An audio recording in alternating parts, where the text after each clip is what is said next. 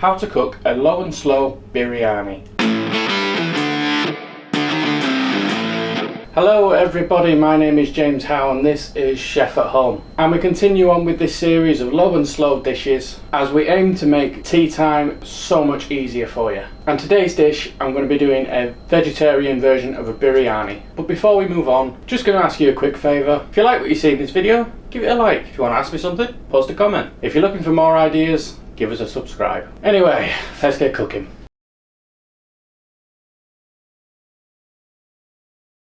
Alright, so job one. Got some oil in the pan here. Going to drop in some butter, get that melting. While we wait, I'm going to dice up some onion, chop down some carrot, same with some celery.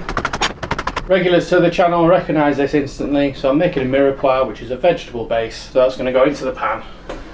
And then onto your garlic, just fine chopped down.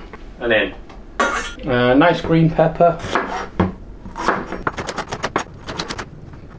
You don't really need to be all that precise, chop it down as you like really. And a couple of tomatoes. Take the seeds out if you really want to, but it's not essential. And last but not least, a bit of chilli. Up to you whether you want the seeds in or out, but for this particular dish, seeds in for me. And with the time it's taken me to chop these, my base vegetables in this pan, getting nice and soft. So we now need to kick in with some spice. So, about a teaspoon of turmeric, about the same ginger, 2 teaspoons of cumin, teaspoon coriander, gram masala, and then it's stuff.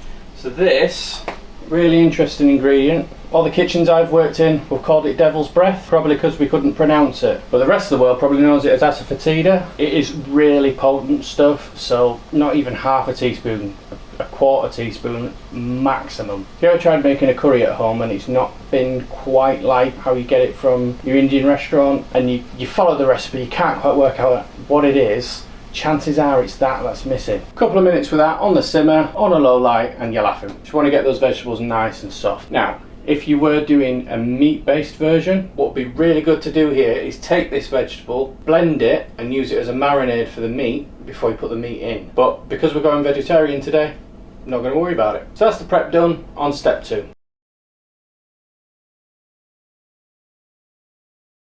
So the next bit is really easy. We've already done most of the hard work. The peppers, tomatoes and chilies we chopped earlier, get them in. Then I'm going to put about 2 tablespoons of natural yogurt, a good handful of sultanas,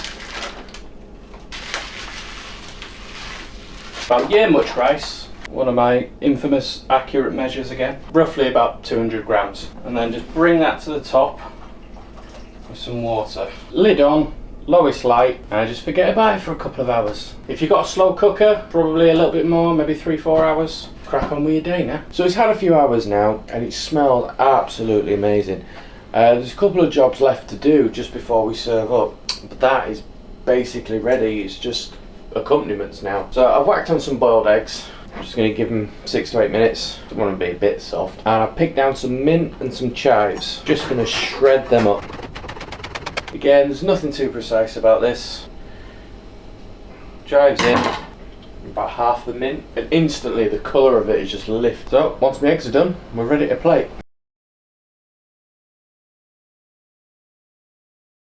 So again, we're just going to keep this nice and simple, no chefy bollocks.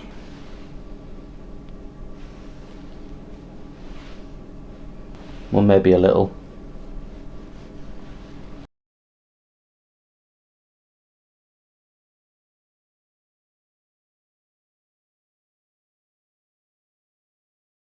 So there we are guys, it's really light, beautiful biryani. Costs literally pence to produce, and there's enough in the pan for another 5-6 portions that size.